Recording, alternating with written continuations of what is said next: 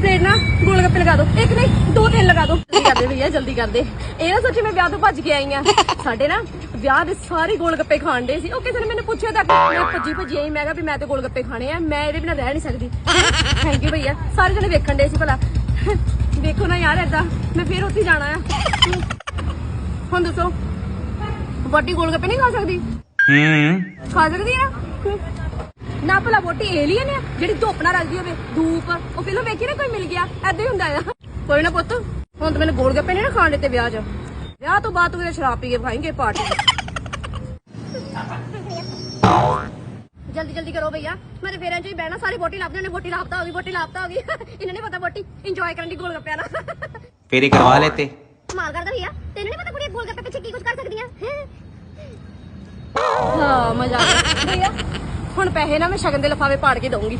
ਚੰਗਾ।